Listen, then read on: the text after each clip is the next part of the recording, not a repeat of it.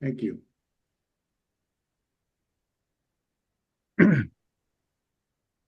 Thanks, Bruce. So Good. you heard that little announcement that this is being recorded. So we are recording this. The recording will be on our website as soon as we get our tech people to do that. And so once it's on the website, it is available to all of you to review or to share or pass on to anyone who might be interested.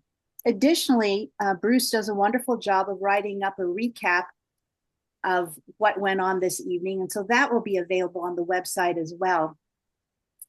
So we encourage questions as they come up. Don't wait until the end to ask your question. But in order to do that, we ask to use the raised hand emoji. And on my screen, it's at the very bottom and it has react. But if I do that and do the raised hand, then you'll see that little hand here. And that automatically puts my little mini screen at the very top. And that way we'll be able to see it quickly rather than scrolling through and hoping we don't miss anyone. So if you have a question, don't hesitate to go ahead and use that and we'll get that answered as quickly as we can. If you want to, you can also put it in the chat, but we'll monitor that. But the raised hand is probably going to be the quickest way to get an answer and to elicit more discussion. That's always something that we enjoy. So our panelists today, we're really happy to collaborate with these three. Dr. Donald Felder is our first one, who's not only a former Seattle school principal, but he is also a rare advisory board member. And so we are very proud to have his expertise and available to us. And someone else is coming in. And he's going to share his work on this topic of closing the literacy gaps. After that, we're going to go to Roy Chang. You want to raise your hand, Roy? He's beginning a literacy program here in Seattle this September, and we'll hear the plans that he has for spreading the joy of reading to younger students.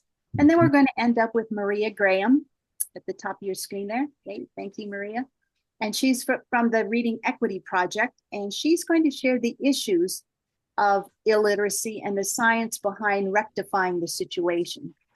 So it's going to be a really wonderful program. I think we're all going to learn a lot. And we're going to start off with Donald Felder. Joy and happiness, everyone. Just so that I can frame my story, how long do I have? We have to cut you off at an hour and a half. How long you gonna take for you cut me off? Before you cut me off, I need for you to cut me off so the other two can speak. How about 10 minutes? Okay, very good. So when it gets down to that 1 minute, say that's it. I will. As I share my story, I would love for you to recognize that it does more to create curiosity than provide answers. Maybe hold on one. Huh? Hello? You're on. You're good. Keep going. Anyway, I was saying that my story is more to create curiosity than to provide answers. And I share my story in relationship to why it becomes important for all of us to be very active in recognizing that if we hope to reduce recidivism, gun violence, then our children have to be able to read. I will make that very clear. Now begin the story. When I graduated from the University of Washington, I was inspired to become a teacher. I was of the cohort, I was the last one to actually get hired. But when I did, it was my good fortune to go into a classroom of maybe 34 children. And all of those children were significantly behind in all of the basic skill areas. What I learned during that first experience was how important it was for me to develop a relationship with those children in order for them to excel. The following year, I went to interagency, which was a school for those children who were coming from correctional centers to our communities. someone had the bright idea to create what they call learning centers for children who were out of school, coming back to our community, and they were actually going into neighborhoods robbing homes. So they said, let's create a school for those children. So they were actually, these centers were housed in neighborhoods where children lived. So uh, when I left Holman Elementary School to go to interagency, to my surprise, a number of those children couldn't read, given that I just left elementary school. So 80% of the children that were sat in my classroom could not read. As I eventually became the program manager to principal, what I learned was, particularly in the King County Detention Facility, uh, it was probably 70 to 80% of those children could not read. It was also significant to me that many of those children had absentee fathers. It was also curious to me that many adults feared those children to the degree that they found it difficult to even say hello. I also found a pattern that said that many of those children did not feel like they belong in educational centers, thus reducing this whole notion that literacy is important. And as you think about your own childhood, your mama used to read to you, daddy used to read to you, uncle used to read to you, and it put you to sleep. That was the ideal of preparing you to read. Um, One thing that I learned, particularly at the detention center and at learning centers, it was very, very, very, very important that we hired reading teachers who knew how to teach reading. Now, it was also really interesting in going into these rooms, children who hated learning in public, regular public schools, comprehensive schools, those children who hated learning would go to Gail Davis's class and love learning. She was very specific in terms of how she would diagnose and prescribe, because she walked on this foundation that basically said that if you don't teach A, B, C, D, E, these children will not read. Now, I was so interested in that approach from yesterday that when I went to the King County Detention Center, I asked the question, could we provide a literacy program? Could we provide a literacy program in a detention facility, a short-term facility? The answer was yes, because the teacher had a will to figure out how to do that. What was really interesting, the teacher from yesterday and the teacher at the detention facility, they used the same approach and got the same outcomes, meaning children were thrilled about learning to read, so they were reading. They created an environment for that to happen. So that's what I walked to Orca with when there was this teacher by the name of, she just retired from Orca at 85 years old. Wow. And my granddaughter was actually in her classroom. And I asked her on the very first day, can you explain to me, share with me, what can I expect at the end of the school year? She said, your daughter's going to be reading at third grade. At the end of the year, she was. So I was curious enough to ask questions. How do you make that happen?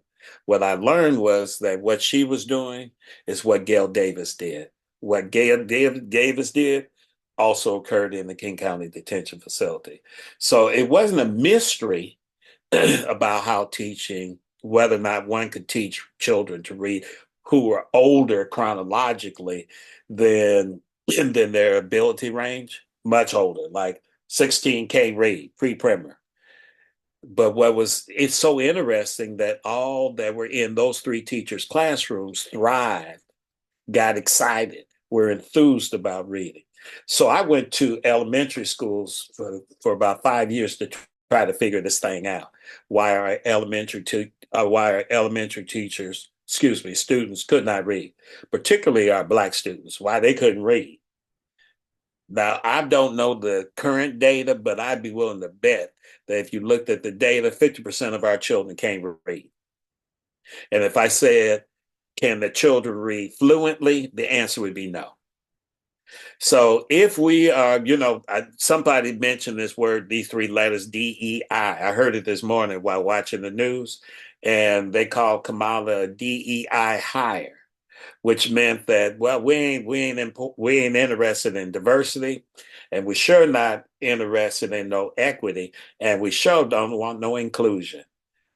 And so I was trying to figure the logic of what did that mean when you talk about hiring. Well, I say that's the same approach that I see in schools because they don't have structures or they don't have the history. So recognizing the land acknowledgement, that's a perfect way of acknowledging someone's history, that we have the history of our country has distorted, has created change to the degree that our children don't thrive in public schools like they should, particularly if they haven't been enculturated in the ways that teach you how to work outside of your norms. And for those children who choose not to, those are the children you see falling behind. So as I close, what I want to share is that in my 51 years, of working with Seattle Public Schools, it's not that the teachers can't. It's not that the students won't. There's just not great leadership in this approach to teaching reading systematically, like I described. So what becomes important is you sit here today, I assume you come here for a reason. You must become another cheerleader. So that if we're really talking about this equity, then we know that equity is in the framework of literacy proficiency. That's where it's really located.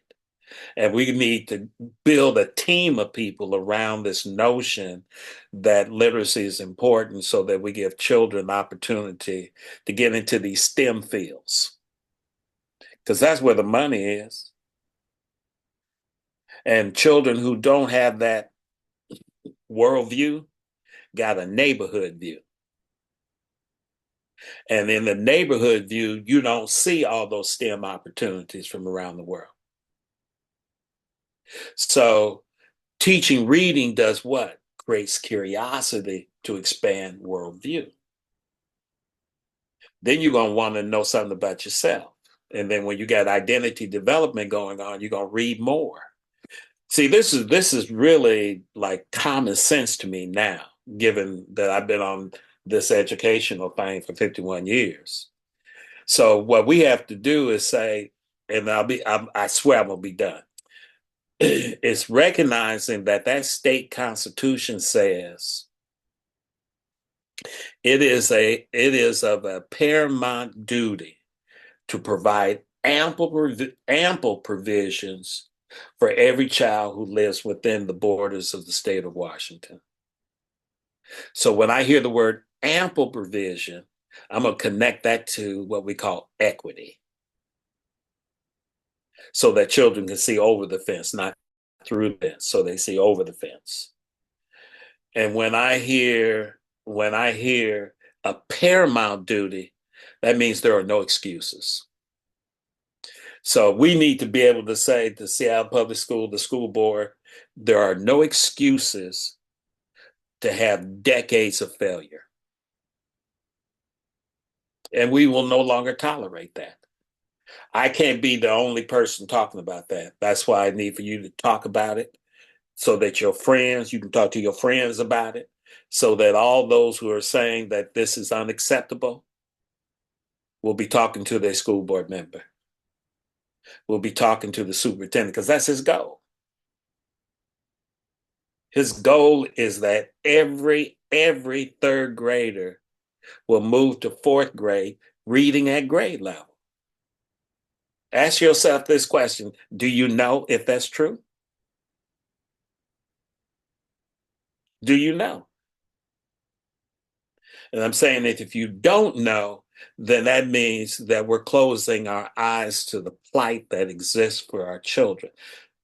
That's called being compassionate. So I'll lead by saying it's super important to learn how to be compassionate in order to correct the pain that our children have because they sit in these classrooms and can't read.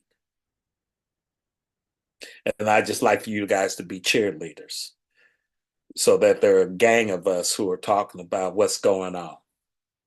You know, Marvin Gaye said that, what's going on. We just say it so we get some answers.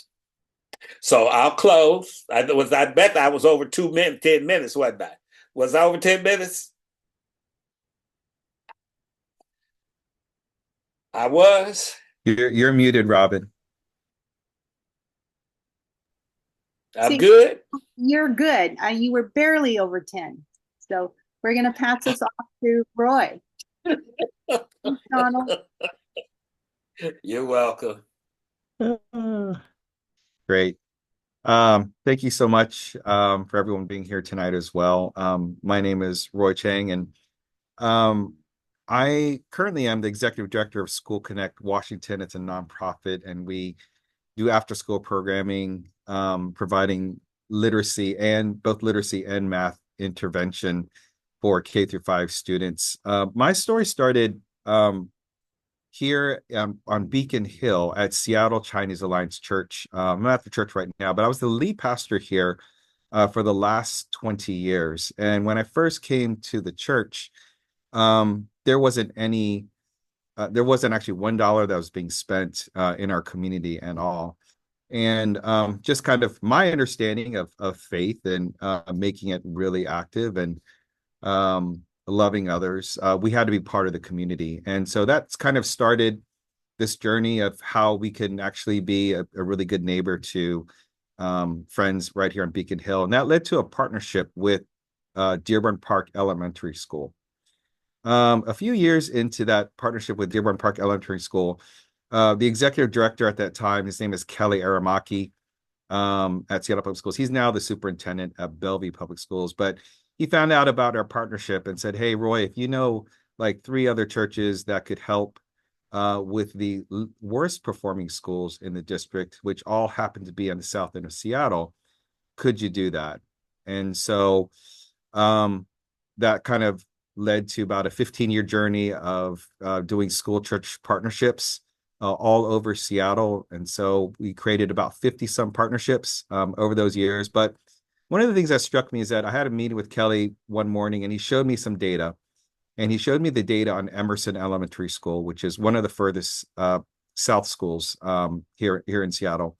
And he showed me data basically showing that for the last, and again, this is probably 15 years ago when he showed me this data, but he showed me that for the last about 30 years, Emerson Elementary had a reading level of about less than 30%. It's probably around 25% of the kids actually reading at grade level.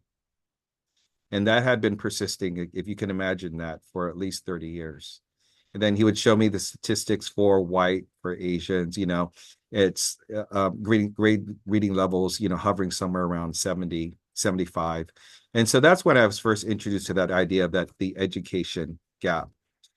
And just seeing that existed for 30 plus years was just mind-boggling. That if you're basically, quote unquote, graduating generation after generation of elementary kids who the majority can't even read, what are we doing? What are we doing? And that kind of put me on a track for our church of like, how can we really help our community? And so a few years later, we were able to start an after-school program in our church. We were partnering with Union Gospel Mission, and they kind of already had a program going on for youth, but it was more enrichment oriented. Enrichment means maybe like arts, crafts, just things that weren't core to what I still saw was the primary issue was, can our students read? Do they know basic reading? Do they know their basic arithmetic of addition, subtraction, and multiplication?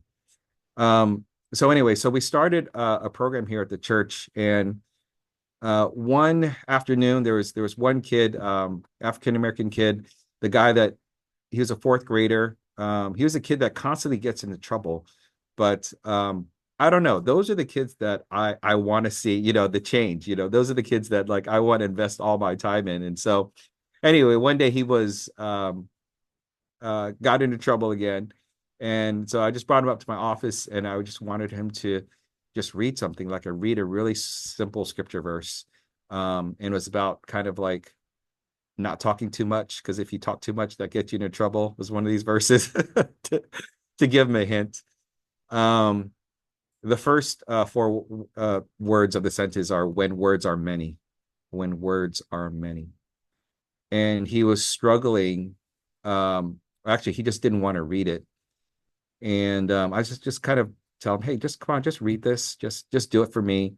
And he started reading, and it sounded like he was stuttering. And then he was like, no, I don't want to read it. It's like, no, just come on, just read it.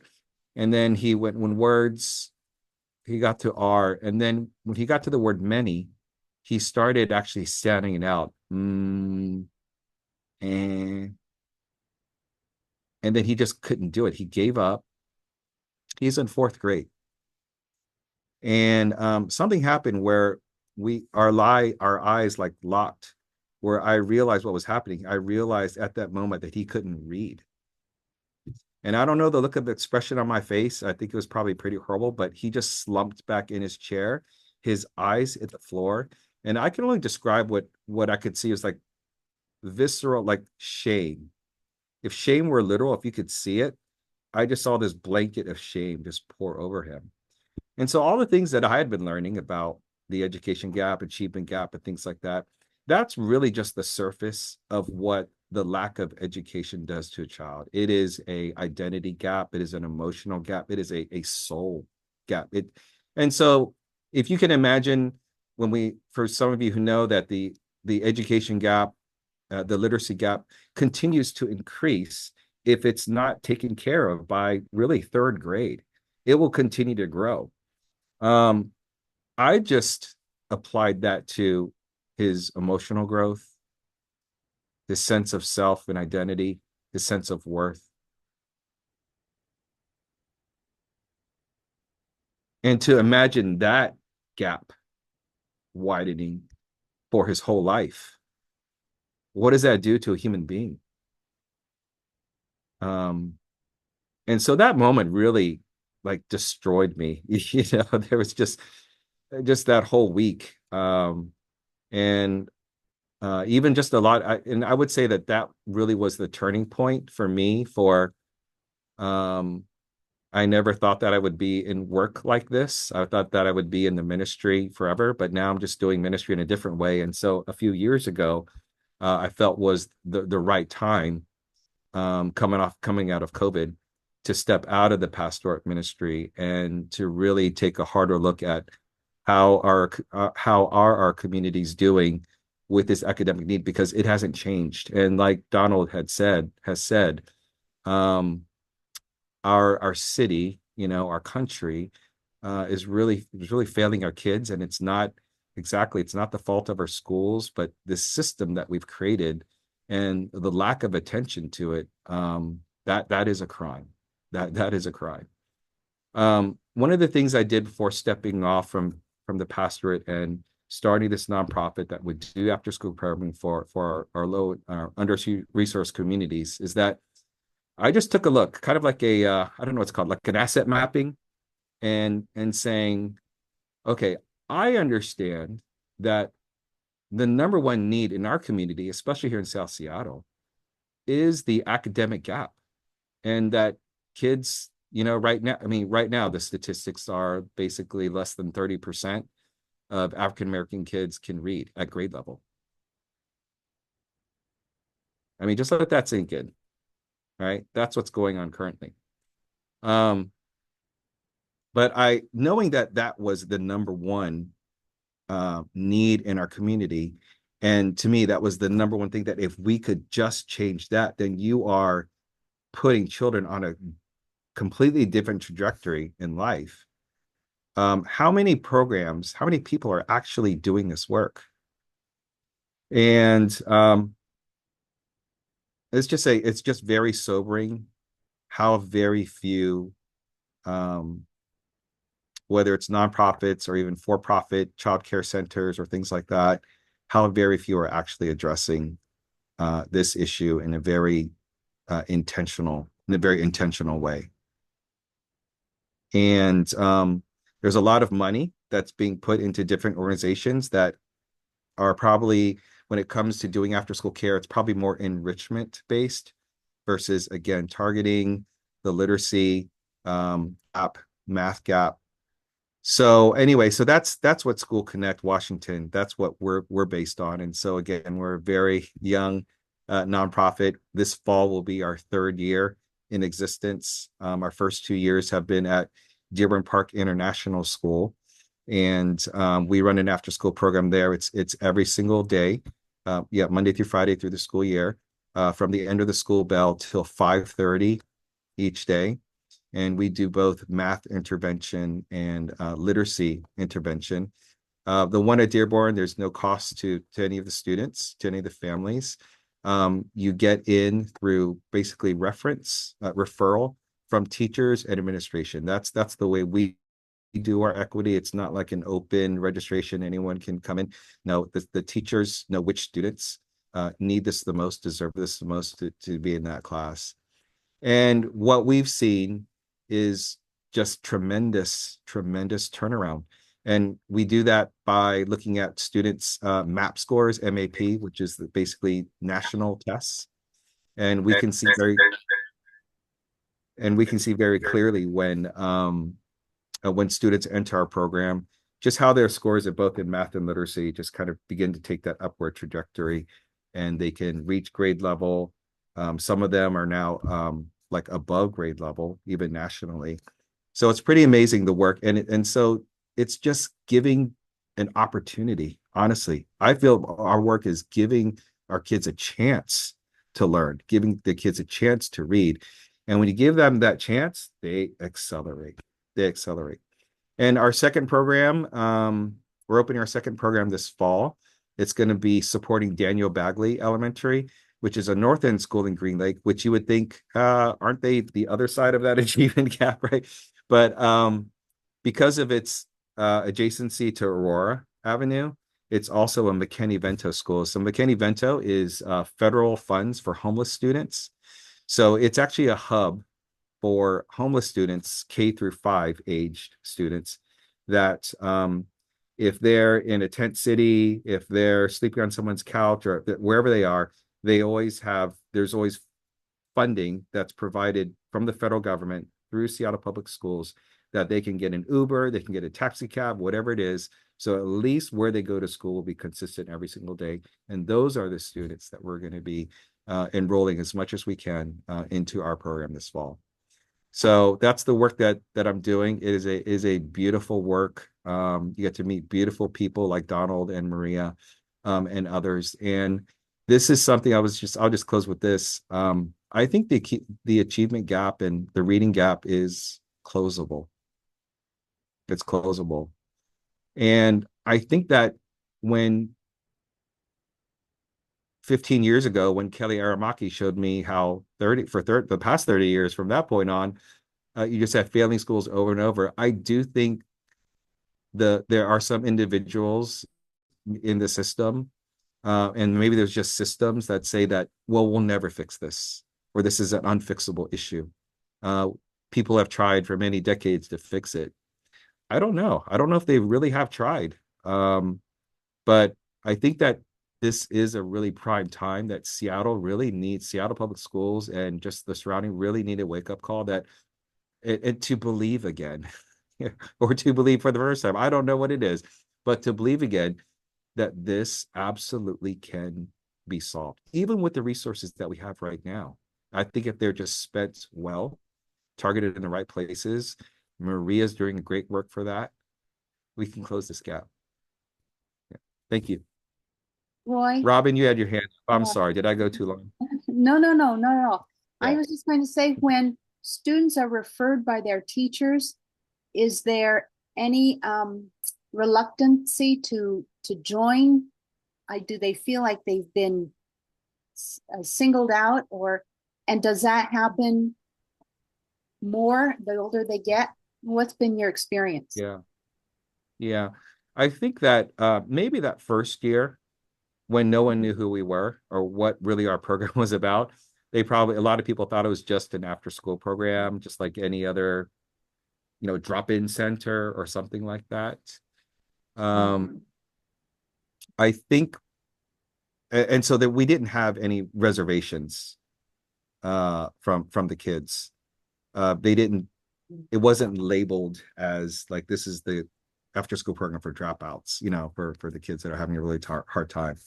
So I think that helped that no one really knew what we were doing, because honestly, even the teachers at Dearborn, we would say things like, we would tell them, like explaining to you, I think very clearly, we do intervention work for literacy and math. Here's the thing is that other organizations have come and gone that have used the same language, but it ends up just being really, here's a fifth grade worksheet. You're in fifth grade. Okay, let me give you a fifth grade worksheet. No, it's very targeted. So I think that they were seeing something new as well. Something kind of at their academic level. I'll just tell you nowadays, all the kids want to be in our program because we make it fun too. You've got to make things fun. We're so relational. All of our staff and volunteers are very relational with their kids. The majority of our volunteers are from the community. They're high school students at Cleveland High School, Cleveland High School, yeah, Franklin High School. So it's very community centric. So there's a lot of relational, I would say a lot of relational joy in the work that we do. The students come in and they're not used to doing 2 hours of any type of after school work, honestly. It takes about a couple of months to get them acclimated, but once they start going and once they start they're learning, the confidence. And I'm not exaggerating. You will see students that they will ask for more work. Yeah, You mind if I add a little bit? absolutely. Um, Imagine I talked about the King County Detention Facility. There were only about no more than 5 students to a class. And we had children always going to that class, regardless of what people may have said as they walked to the reading class, the reading development class. Now, I share that because innately, we all have this desire to learn. And innately, when we get into that pattern where we're actually learning, we get a need fulfilled. And if in fact it is fun and joyful, then I feel like I belong. I share that to say that how important it is that a climate by which children can thrive and recognize that they're smart, all of a sudden you see little miracles happen every single day. So it's not about children. I mean, everybody knew it was a reading class, a reading development class. Everybody knew it, but they came. I mean, I've even taught special ed, and everybody knew it was special ed, but they came. So there's an innate desire to come, regardless of what other people might think, when they know that development is occurring. Yes. So, we good? So I'm so grateful to be here. I'm Maria Graham, and I started a nonprofit that's very, very new as of March, Reading Equity Project, and I'm here because one of my own kids benefited from the type of instruction that's aligned with the way our brain learns. And Natalia teed up this presentation perfectly. Why can't we just do this in schools? And so my purpose is I'm going to share my screen a little bit. My purpose is to instill a sense of urgency, but also hope, because reading has been such a chronic issue for so long, and we have not, solved it. I think people have given up, and they're diverting attention and funding and to other places, and determining what is effective and what's not, and what's research based, is a PhD level project. So I fixed and launched businesses in large corporations for 30 years.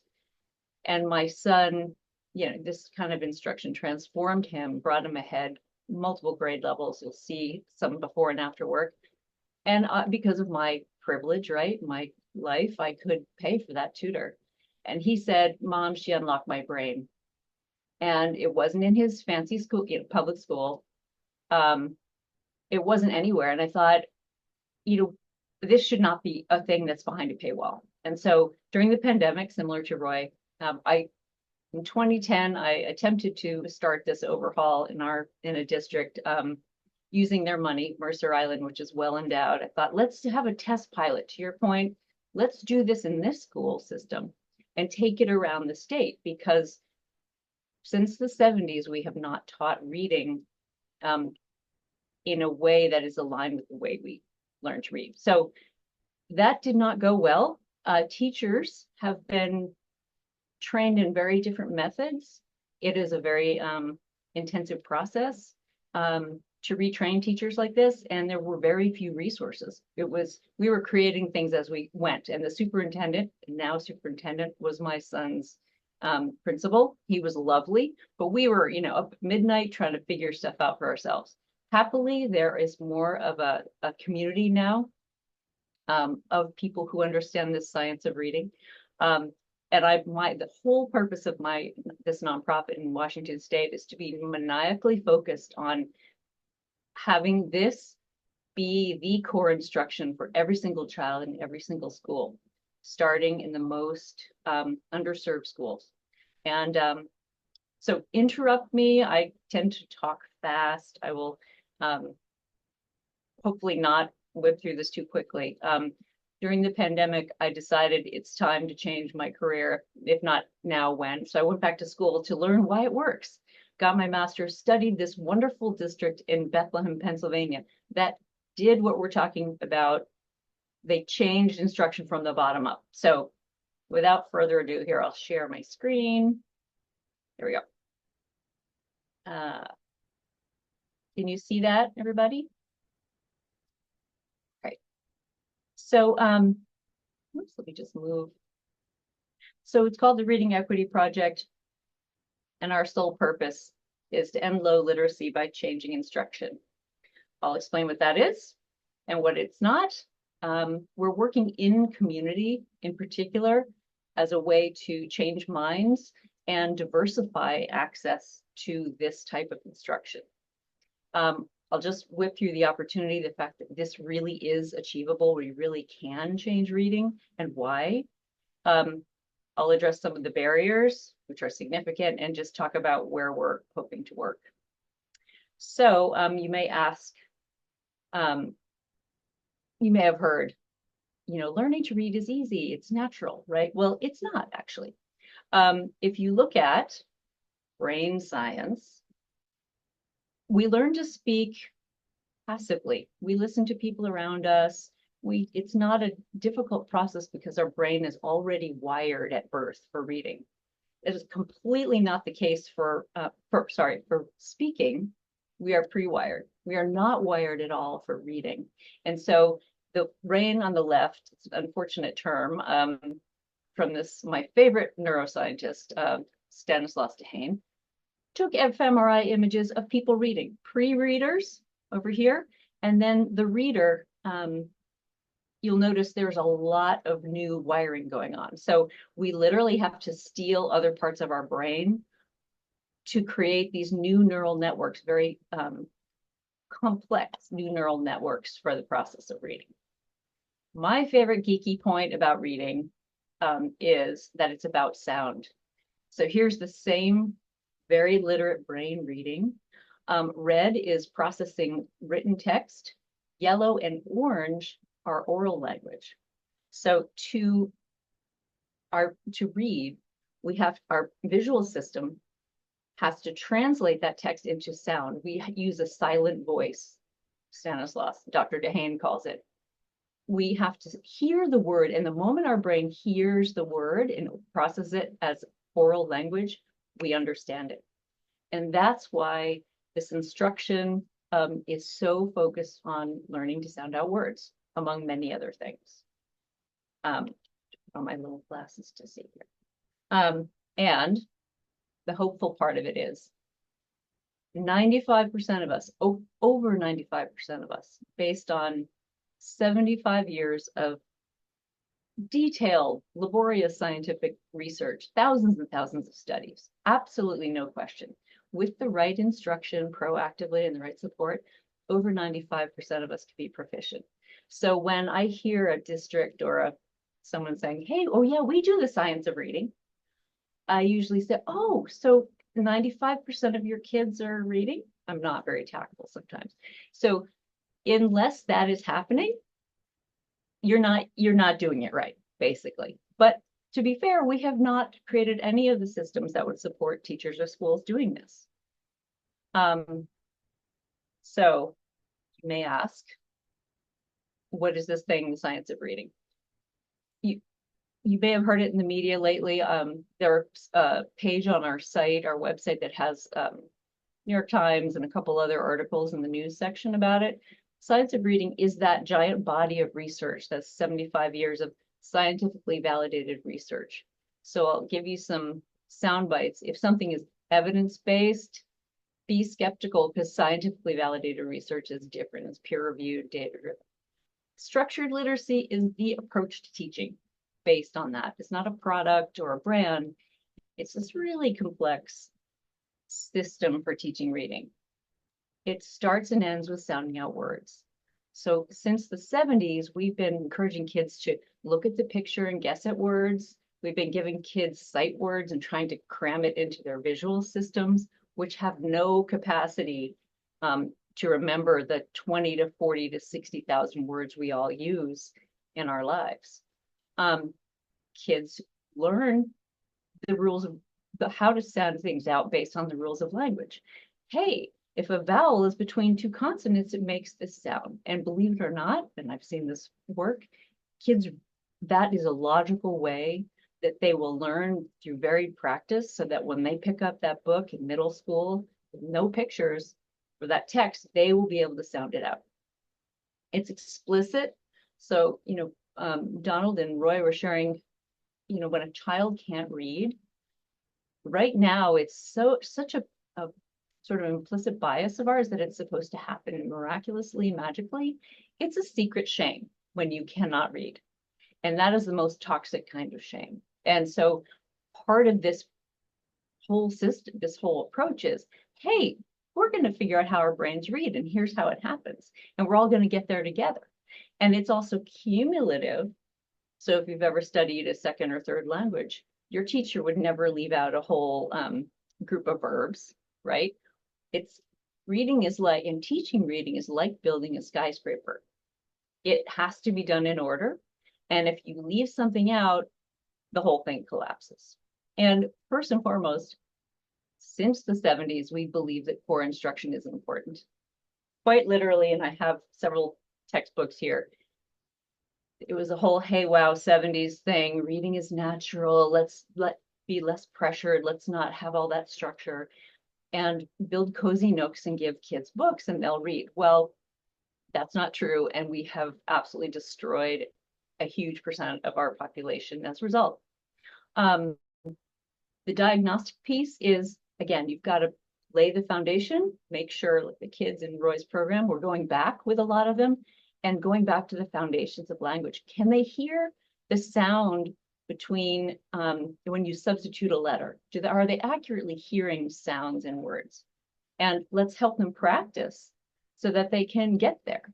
Because you only become fluent, that orange brain, and you only have a subconscious voice in your head when you have sounded out that word and practiced it and seen it enough times that it becomes a subconscious process.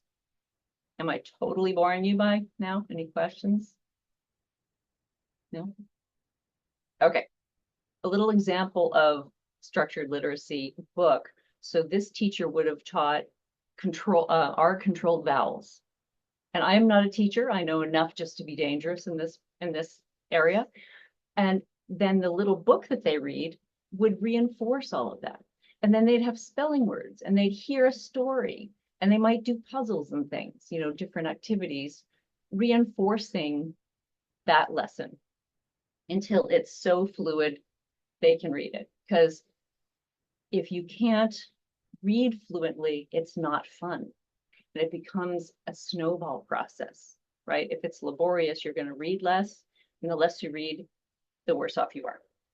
And around this classroom, the teacher might put reminders of all the sounds, digraphs, 2 letters make 1 sound that you've learned before, so you can quickly look and have reference. So that's the science of reading. You may wonder, how bad is it here? To Roy and Donald's point, it's very bad, and it's been this way for decades. In Washington State, according to the last 2023 SBAC, which is the only sort of standard we have, 51% of all Washington students can read at grade level. That means, can you understand a passage well enough to answer most questions? This is C level. This is not a lofty goal. This is like, can you pass it? 35% of poor and BIPOC students.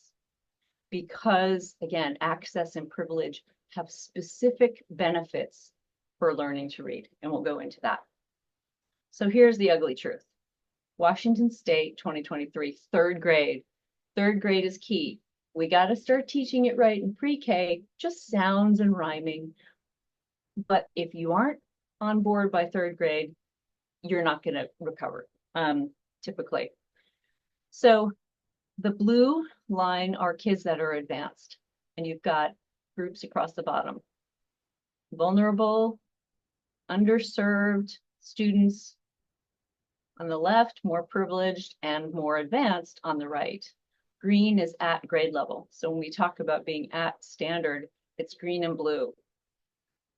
Look at who's not reading, right? This is the equity piece. This is why there's equity in our name. Not only are vulnerable, underserved, historically oppressed students not proficient, they're in the red zone. They have 2, 3 levels to make up to become readers. And this is what they live with every day. When Roy said this little boy was so ashamed. I mean, this, if you've ever worked with a kid who's struggling, you know what that's like. So this is the ugly truth of it, but the reality is that we can change that with the right instruction and support. So one of the districts I studied for my master's degree was Bethlehem, Pennsylvania, the only district I have ever known to systematically retrain their teachers from the bottom up. We're focusing on the bottom up because that is what changes outcomes. It's not law. I mean, law is a nice backstop, you know, media campaigns. It's what does the teacher do in the classroom? So here's a little kindergartner. The teacher shared the before and after with me. She came in October, very little experience with writing or reading. We can't show you kids reading, so we're showing their writing, because if you can write, you can also read. She came in over here. Look at the emotional state of this side, right? It's what always strikes me. In May, in her class of 8, public school class of 18, she and 100% of her classmates are at grade level. This teacher was on fire with the science of reading. I mean, she had taught for 16 years before they retrained her. She said, it was like a fire hose to my face because it was so different. There was so much material to learn. Her district took the approach that we want 90% of our kids to read by 3rd grade. We're not just going to do a little training and walk away. We are going to set that goal, and we are going to keep working and ideating until we get there. They train these teachers during the day, during the school day, which never happens. It's always nights and weekends. And they did the one thing that is the most important for this type of instruction. They gave teachers embedded coaching that was confidential between them and the coach. So this stuff is very difficult to learn. they also had principals trained along with them. So the teachers could see their principal fall on their face and struggle to remember, CVC words and how you teach something. The first year they tried to do this in 2015, the teachers refused to participate. Getting back to your question about why don't we do this in school? Teachers who've been trained K-5 have been indoctrinated, unfortunately, to believe that instruction isn't important. You could graduate from several of our universities with a master's and a doctorate in education, and you will never hear about structured literacy. That is how our entire pipeline has treated this for the last 50 years, really. So they gave teachers 180 hours of training over that first year. It was difficult, but she said, I would never go back. And she shed a lot of tears about the kids. And she said, I see every face that I could help now that I couldn't help then. I remember every single kid. In the first year, this district moved proficiency from 49% to 88%. 16 elementary schools. They trained one grade a year, because like 120 teachers a year. They moved I call it the privilege gap, from 51 points to 8 points. And that is like, these are skill-based things, right? So they learned that just like within the first few months, just providing this instruction raised everyone's level, but it did not decrease the gap as much as they needed to, because of the inequity of several schools. So some schools got immediate extra support, more teachers, kids got more time for practice and more intensity. They're opening preschools. They're looking at the entire microcosm. They launched a huge equity initiative alongside, with a separate office to diagnose all the intersectional things that were holding kids back. Healthcare on site, partnering with United Way. These are all services that are all around us, but they were systematically looking at what was between their least served students and proficiency in reading. And the superintendent told me they did a regression analysis. Some of us love those, to determine sort of what are the correlations to achievement. It usually was wealth and whiteness. Now it's the specific teacher the kid has and their talent and their training, which is pretty profound. This is another example, and this is why I'm here. This was my kiddo, has dyslexia, could not read, could not write. Mercer Island School District throwing services at him every year, nothing worked. And so I found a private provider who in 4 months, and I am not kidding you, 90 minutes a day, 5 days a week, raised him 4 grade levels. He immediately was ahead of grade level reading. This is the biggest, I think, even unspoken bias, is that reading is IQ. It absolutely is not driven by IQ. It's how your brain is wired to perform the mundane little tasks of reading. This teacher, his tutor, who's like Mary Poppins at age 60, was a teacher in the Renton Public School District in the 80s. A public school, and she said they kept putting kids in her class. Some years she'd have 35 kids because she got everyone to proficiency. It has been sort of a question of mine for the last 15 years. Why aren't our school systems embracing this? And I truly don't understand it, because as a business person for so long, I was all about root cause. If you studied systems theory at all, you have to be agnostic. What is it? What is at the center of it? And it's about instruction and support for students. I'll just quickly go through this. This is the result of 2,500 plus studies. How many of us are dependent on this type of instruction? Believe it or not, the PhDs call this like the simple view of reading, which I think is hysterical. This is pretty complex. 5% of us learn by osmosis. Again, not IQ. It's how do we happen to be wired to translate things on the page into sound. 35%. So you could lock them in a closet, they'd learn to read. No difference with instruction. 35% will learn to read pretty well with some instruction, some help decoding, vocabulary. They're a B student. They may not love to read, but they're doing it. 40 to 50% will not learn to read without proficiency, without this code-based decoding instruction, explicit, systematic, lots of reinforcement as well. And then you've got kids with dyslexia who truly will not learn to read without this type of thing. It literally, if you teach it in the right sequence, forges these pathways kind of like a bulldozer, you know, and it's just while they're sounding out words. The red and orange are really the places that we have to focus on equity because of the other background knowledge. So think, when you think red and orange here, intensity, look at other factors that are in the kid's way to learn to read. Here's the reality. To change literacy, 40,000 in-service K-5 teachers in Washington today need significant training.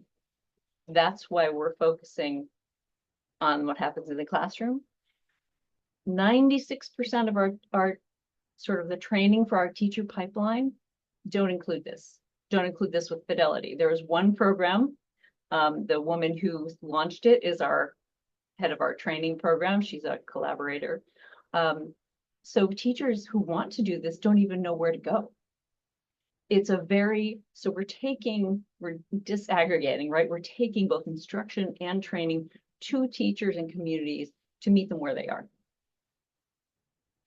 So just last but not least, working in community. I think many have said this, if we need to work with people who know the kids, we will plug in that reading part to train the community who already works with kids, who know them, you know, parents, etc. We want to help struggling students right now. We cannot wait to pass a law. There are 38 states that have either passed or proposed legislation mandating this kind of instruction. That could be great, but it will take a decade to trickle through. And typically education laws are ignored, right?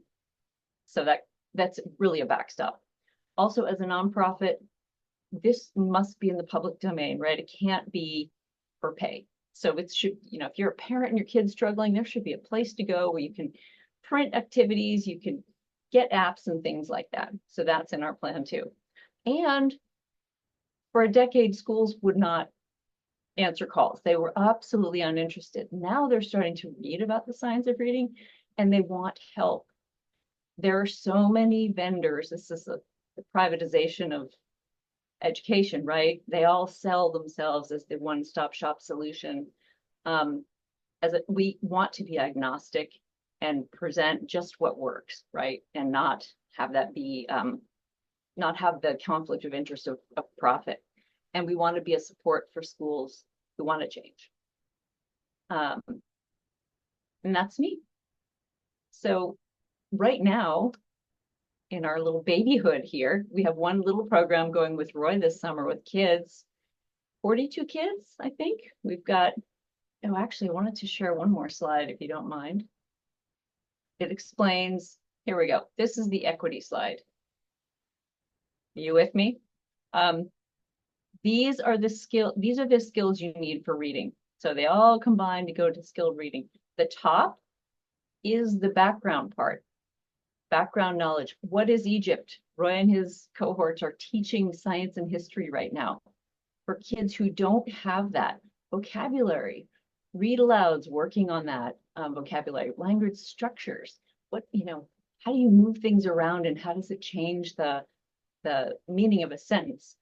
That can be explicit later, but that comes from just your surroundings. Just familiarity with language. There are even, you know, what's text versus illustrations, etc. And the bottom part are all the specific skills that we can address in the classroom that are not being taught today.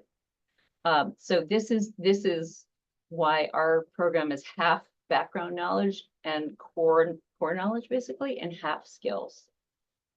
That makes sense. So I will stop here and leave my info up. It's in the chat too, but I would love for feedback on this, what's missing, what's confusing, but also we're just out talking to people to raise awareness and get more people talking about it. And asking their teachers in schools about it, because that's what it'll take to change. So, there we go. Yeah. I am done. Questions, discussion? Anything make sense? Oh, thanks for posting that, Roy. Since we're, oh yes, Robin. Maria, you said that most states don't have laws dictating how to teach reading. Is Washington close? Is there anything being proposed? No, there's a very active, so 38 states have proposed laws to change core instruction. We have different laws to protect kids with IEPs. There's a lovely law in place right now that says you have to use this type of instruction for kids who are in special education, but a parent needs a PhD basically in this to figure that out and then challenge the school. So Mississippi, who's in Mississippi? I'm forgetting. Michelle, you're in Mississippi, was the first one to pass a law in 2013. It took them 15 years to get it done. They raised their scores 10 points. They're now tied with Washington State. DC started training teachers this way around the same time. They've gained 13 points. So we are not close. There's a community of parents in the dyslexic community that are trying to push standards through to screen kids for issues. Dyslexia and screening is a privilege, right? Everybody learns to read the same way. So we and other states are getting ahead of it to say, everyone learns the same way. We need to change core instruction, and the laws should be part of that. They're just not foolproof because we're a local control state. Schools have used that to refuse any recommendations from OSPI. So it's a difficult process. Did that answer your question? Mm-hmm. Yeah. No institutions that I'm just answering Natalia's question. In Washington State, we have one. There are private institutions, the Slingerland Institute, there's Fort and Gillingham. City University of Seattle launched their first teacher training program here in 2023. And it is stunning to me, I just have to say, that this is allowed, that these are, and the laws in other states, and again, you can link to them on our site, dictate teacher training, accreditation, and all of that, because the whole pipeline has been so resistant to this change for so long. I believe, because I've talked to hundreds of teachers, because they have not heard of this and they have never seen it, nor have they seen a kid really turn themselves around, they're simply unaware that there's any other way to do it. I mean, teachers are working so hard for no money. It really has to start and end with their training. They should be getting this before they hit the classroom.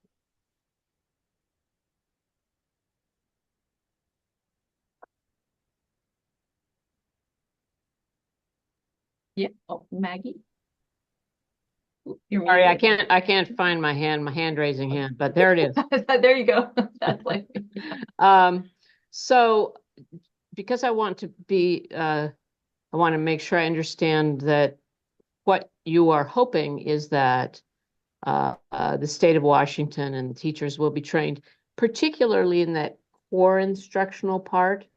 Like you showed that there's two parts to this. One is the background knowledge, the things, the language, the vocabulary, all those things, experiences, what have you. But it's the core instructional part that is the part that you think should be implemented in all the schools. Am I getting this correct? it should be both.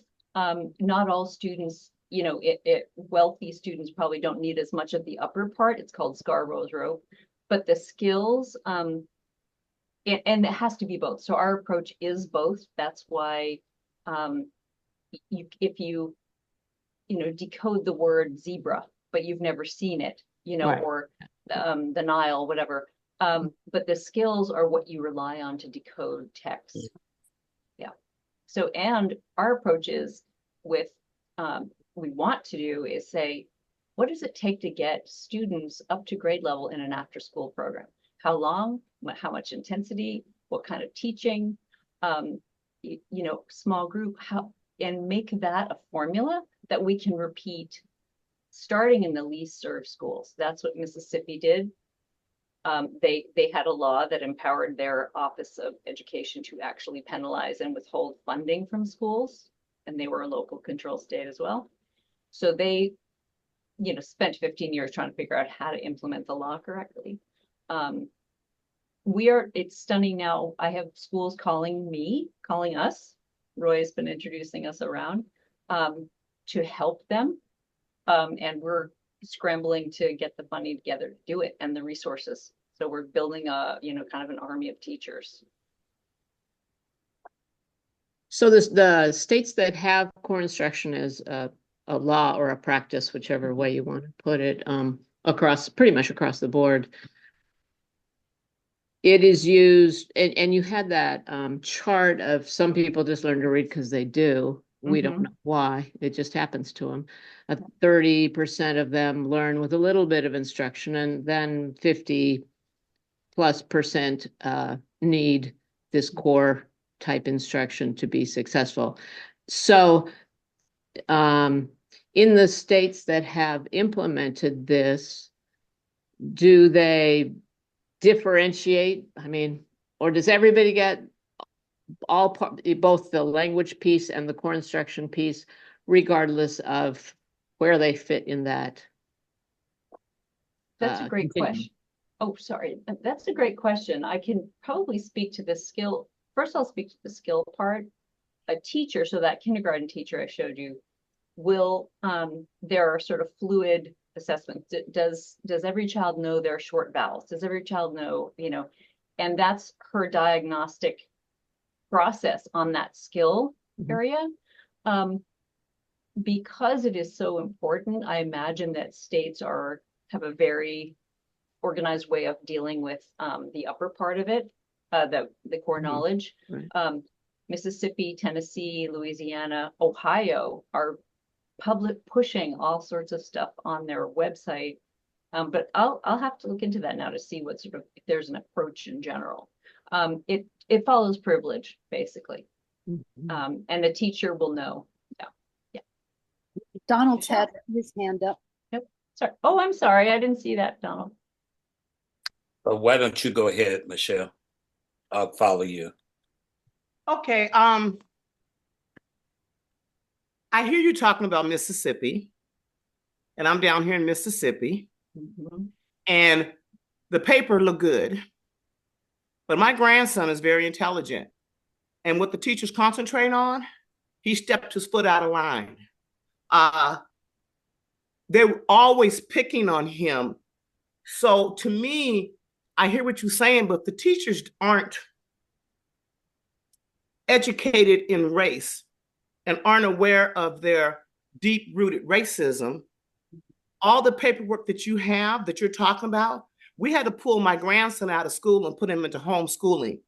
He's a very intelligent child, and everything that I've heard sounds good, but it still comes back to the teacher being open to the fact that there's a difference in Black kids, white kids, Asian kids, and for some reason, which we all know, the Black kids are always looked at when they do something wrong, that they're bad. They're not looked at as, because to me, I feel like most kids that are in school that are having a problem, they're having a problem due to reading.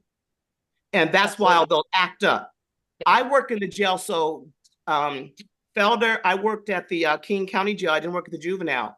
But the one thing that I noticed more than anything in the world is that as soon as an inmate was able to do his GED or learn how to read, you saw a total difference in their body language and who they were. But what I found out was a lot of it was based on self-esteem, and it starts when they're little.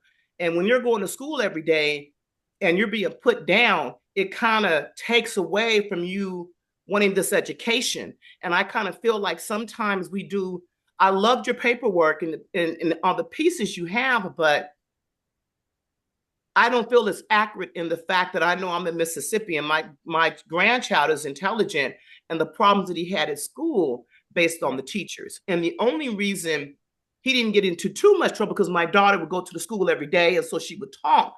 But I do think a lot of it has to do with educating teachers in diversity, educating the teachers and understanding that there is racism, and let's quit trying to pretend and me not hurt white people's feelings because of what has happened. So to me, I just really, really feel that it's a two-for. If the teacher has to be somebody that's willing to communicate with all races, and when you see something's wrong, don't assume that this kid is just being bad. Exactly. So that's, I hear you, but like I said, I went to school educated, but I feel like a lot of times we do a lot of research and we do a lot of stuff that really doesn't get to the core, because I believe you can make every law in the world, but if I'm not feeling it and doing it, it doesn't work. And like you were saying, the schools, and I'll go back to like with Roosevelt, if you let the parents dictate, and that's what usually happens, versus understanding that we all need this education, not just one. And reading to me is the most important education. Yeah. But our kids get put out, and you feel down when you're being ignored, or every little thing you do, you get in trouble. And then it just kind of shuts down on the educational side of it. So I feel like it's a two-for. It's like the teachers need to be educated about the kids and the differences in the different cultures, and then they'll be more open to be able to communicate, and the kid will feel that you're sincere and that you're not just standing in front of class and just picking and choosing who's out there. So that's kind of where I'm coming from, because in the jail, I found out that I didn't have bad people in the jail. They're not bad.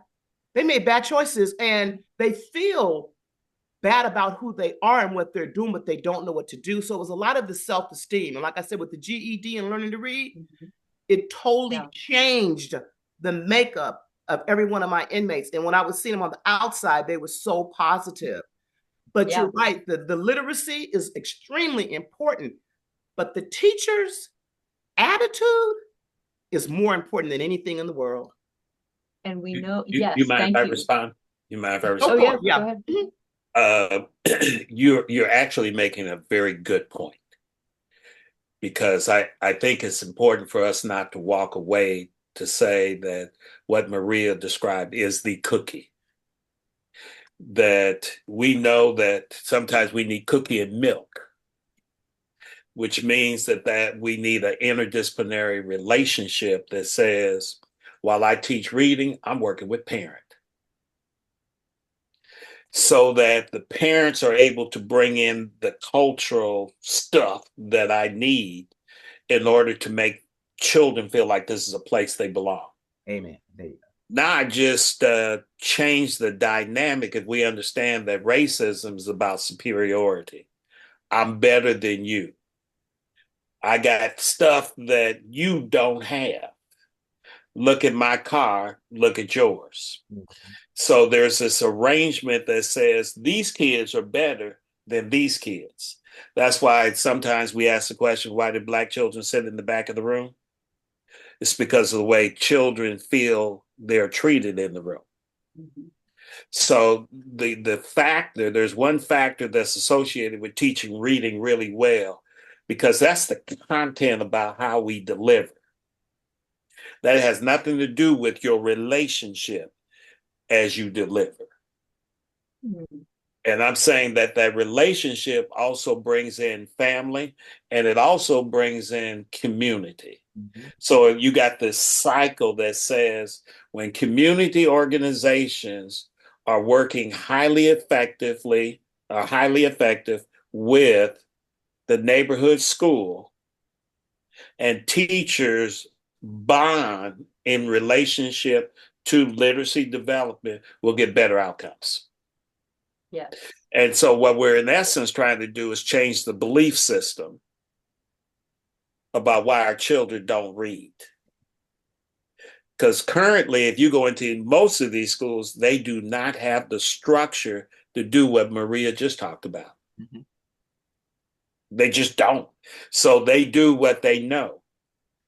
When I did a training last August at the University of Washington, and I asked them, do they do exactly what Maria described?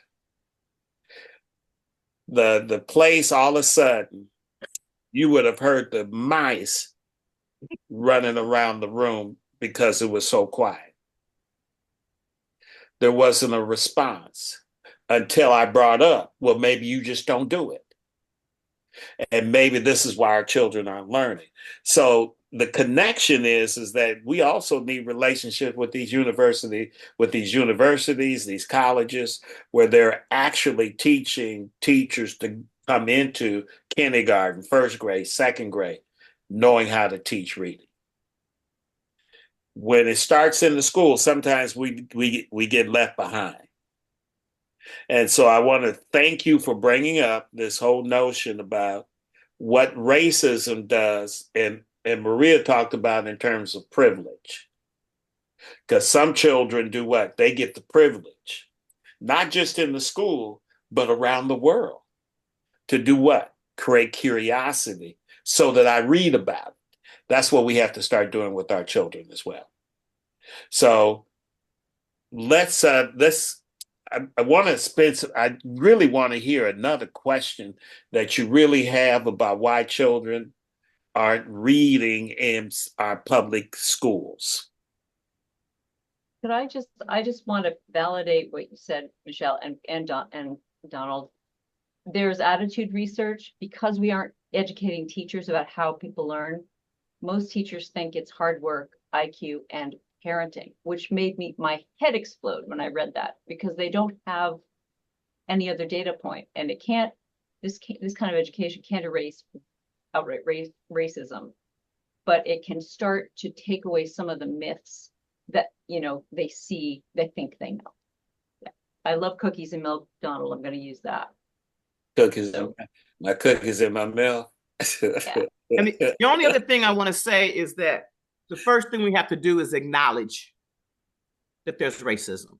And the one thing that I do know, a lot of times people don't want to acknowledge it. They want to make it something different. And so if a teacher acknowledge it and you can work with it, I do believe that's the first step.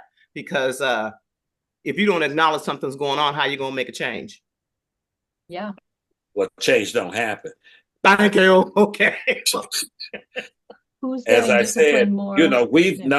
we've known that this academic gap has been in place for more than 20 years. We've had plenty of initiatives to create change.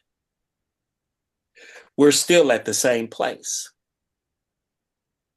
So don't you think we need to ask different questions? Isn't it time to explore, to discover? Isn't it time to invite the community to be part of this process? Isn't it time to recognize that teachers can't do it by themselves? And isn't it time to know that teaching has to be done a very prescribed way, where teachers know how to diagnose, to make decisions on what's next? That's a basic premise of teaching. But if our structure allows group teaching, then those who need individual attention don't get it. Right. And they fall behind. And then they end up in arguments with the teacher. Now there's classroom conflict. All you got to do is go see it. What I'm sharing today, you can actually go see in any one of these classrooms. If principals are not kind with teachers, often teachers are not kind with students. And that's where our biases start to float to the air to say, this is the way you are. And then we start bestowing labels on children that they begin to adopt and say, this is the way I am. This is Yeah. why we need to approach the problem as a group. Maria can't do this all by herself. Roy needs support to say that what he does give children extra time to know how to read. He's aligning what he does with Maria's advocating. Now think if the school did the same thing. You see what begins to happen? We start to spiral to success rather than fall to failure. Sarah, you had your hand up for a while. Would you like to share? Yeah, but Teresa had hers up first. So that's why I put mine down. Teresa or Teresa? Yes. Hi, thank you. Appreciate it. It's all good. Yes, great discussion. To build on what Michelle said, I think that, especially in the context of this group, and racial equity and related things, is to remember the bigger context that we're all well aware of, which is that for the most part, when it comes to Black and brown children and other children who might be not those colors, but poor or disadvantaged or marginalized, is that in general, the US public school system is designed to feed the prison pipeline. Now, it's especially true, of course, with Black children, right? I mean, my kids, I'm from Seattle. My kids grew up in one of the most expensive counties in Northern Virginia and in New Jersey. New Jersey has phenomenal public schools, but they were just as racist and just as designed to feed the prison pipeline as any place else in the United States. And that is most public schools. And so I think that I agree with Michelle. All of these things are important. All of the work you're doing is essential. It is vital. It is brilliant. It's very admirable. And then to address Maria, the thing about teachers, because apparently the last statistic I saw, most public school teachers are still white and female in the United States. And so what's lacking, and it isn't necessarily a personal failing, or it doesn't make them a bad person, but it is essentially framed as cultural competency. And when you lack cultural competency, you can't look at a diverse group of students in your class and teach them effectively, right? You can't teach them effectively because you can't reach them effectively because you're assuming that they're all just the same. They might just, look different, right? And so I think those are two things that have been going on, long time ago. It feels crazy to say 30 years ago, but I started working with this issue when I worked with Marion Wright Edelman at the Children's Defense Fund. And, got the data points. We had a whole thing called the Black Community Crusade for Children and Literacy. And she was one of the people who popularized school to prison pipeline concept, all supported by data. And not much has changed. That was 30 years, my daughter, 32 years ago. Not much has changed since then in terms of the data points, in terms of the patterns. So what Michelle says is exactly right. Her grandson's experience had absolutely nothing to do with his abilities, his intelligence, his potential, right? Anything like that. The statistics are very clear that, again, Black children, especially Black males, especially once you get over fourth grade, and actually girls too, and I have some of this on my blog, are punished at much higher rates. Actually, Black girls are punished more than Black boys. Black girls are punished more than Black boys. I have this stuff on my blog. But anyway, so these are just things. So contextually, I'm just wanted to really, co-sign what Michelle said and add a little bit of framework in the context of what this group is about, right? That we can never forget these are facts. And these are not facts that can be forgotten, as uncomfortable and ugly and painful and frustrating and traumatizing as they are, right? Is that this dynamic is in play absolutely everywhere without exception. So it's easy for us to look, and I currently live in a red state, right? It's easy for us to look at Mississippi and have our nice northern, oh my God, Mississippi, oh my God, Alabama, and everybody in the country does it. Listen, but it's very easy to do that, and it's easy to know they're always at the bottom of literacy. I'm in Georgia, we're at the bottom too. We're at the bottom too, okay? And there's plenty of people in Georgia with lots of money. Public schools are horrible. So, so that's what I'm trying to say is that the history that Dr. Felder, talked about, it's been going on for more than 20 years. It's been going on basically for decades and decades and decades and decades. And so I just think it's essential. So what was lost, right? We're now far enough out of Jim Crow to be able to look at it objectively and balance in a balanced way. And things were gained, obviously, and things were lost. We did throw out, as Dr. King worried, the baby with the bathwater. So one of the things that was lost in desegregating so that, Black students could now go to mostly white schools or diverse schools is you lost the cultural competency of the teacher student dynamic, that they came from the same community, they came from the same culture. So while we all know that the textbooks were completely inferior and all the other things were in place, the learning outcomes were much better in a lot of ways. So I just wanted to share that.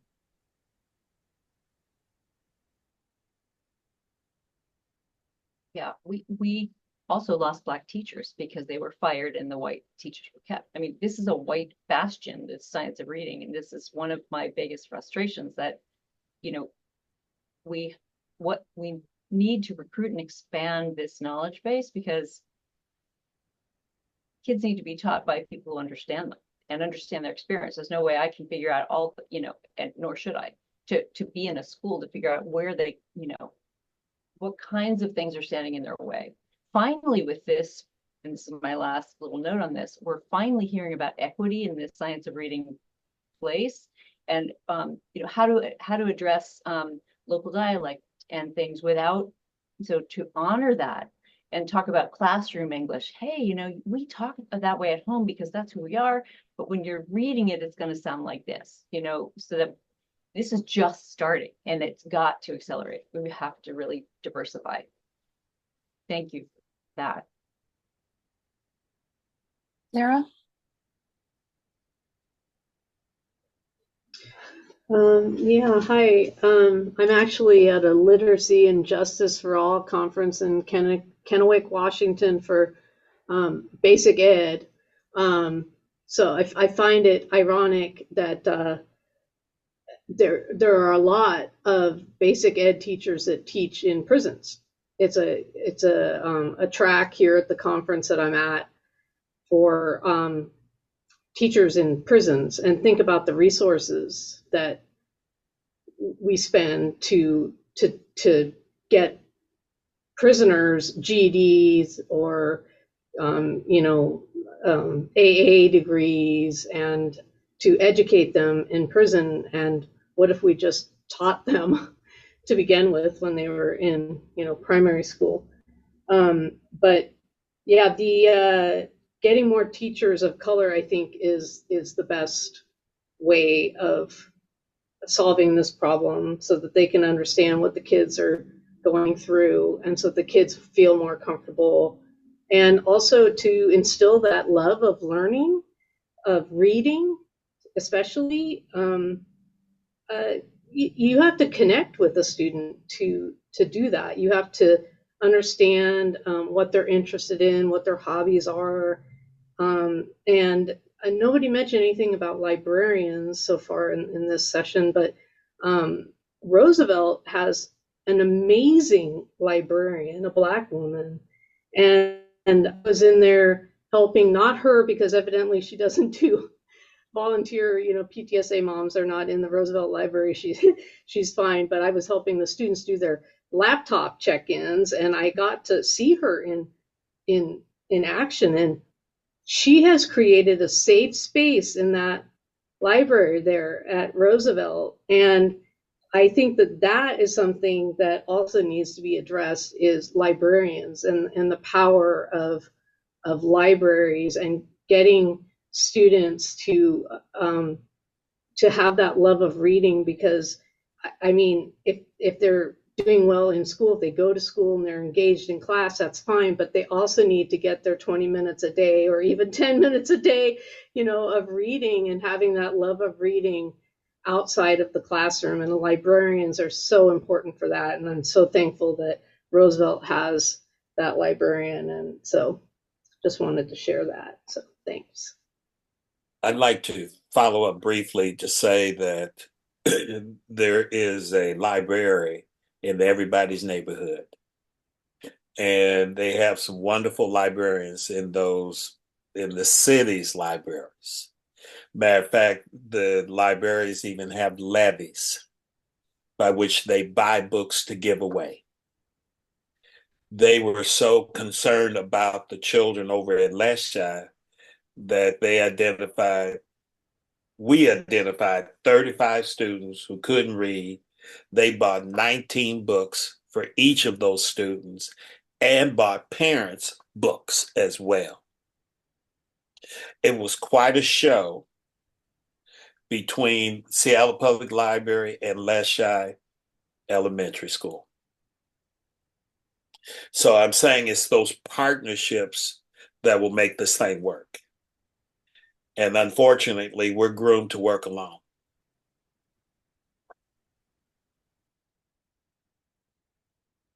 Well, I am sad to wrap this up because the conversation's been really invigorating and transformational, I think.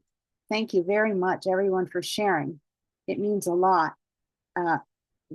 If you have saved the chat, lots of people have put in links to different trailers and films and programs. So take a look at that. We are going to have those links also in the written write-up. And again, look for the recording, which will be on the web under open discussions. So is there anyone who has one last thing? Yeah. Hi, can you hear me? Oh, go ahead. Oh, please, Dr. Carter, please go. How are you? I'm sorry. Do you know what? I'm bouncing between two meetings, so let me make sure I turn the sound down on this one. Well, first off, Dr. Felder, how are you, sir? We haven't talked for a little while. I'm good. It's really good to see you. One of the things that I'm working on with Al Heron and STEM Tech Foundation, again, is we are looking for the Breakfast Group to purchase books for 2 to possible 3 grammar schools to start reading to the students. So talk like a program that I wanted to bring here from Chicago was called Real Men Read. And what we did was we had professional African-American men come into the classroom and read to the 3rd grade students. We would purchase the books, we would come in and read to the students, and then each student would get a copy of the book. We are looking to select 3 grammar schools to do that with in the South area for this upcoming school year, and then to try to conduct that at least once a quarter, to pick out a different book, to have either subject matter experts or different members of the breakfast group to go into the classroom and read to the 3rd grade students and then give them copies of the book. That's going to be our move into middle school and grammar school. We typically work with our freshmen through seniors, but this year that is going to be something that we add to our repertoire. And just wanted to give you a heads up. Would love to sit down and talk to you and partner with you in terms of who we would be able to connect with. I think we were looking at, let me not lie, and I think we were looking at Aki Rose, Aki Carosa, and the grammar school that is right off of Jackson. I think is it Washington? Bailey Gassard, Washington Middle School. Right, and then Gassard. That's on Yesler. Bailey Gassard. Yeah, so it would be if we could possibly get together and connect so that we could speak with the principals about putting that together. Mm-hmm. I prefer that we have the opportunity to conduct it one time to make to a trial run to make sure that we're able to get the books delivered to the schools in time, and to make sure that we're able to put everything in place, and then maybe look at a little publicity down the line after we have it as a well-oiled machine, so to speak. So Very nice. I'd be more than happy to help you with that. thank you. I love these connections going on. Let's hopefully we can keep it going. Thank you, everybody, for your sharing and willingness to delve into this. It's important work, and I hope that lots of you in the Seattle area will be able to take part in it and make that transformational change for students. Thank you so much to our speakers. It's been more than educational. It's been invigorating and really empowering for all of us. So many thanks to all of you who invested all of your expertise and your heart, especially your heart. It means so much. And you made for a great evening. Thank you, everyone. What's up, Joe? Thank you, everyone. Good night. Good night. All right, bye-bye. Thank you. Take care. Roy, we'll talk soon.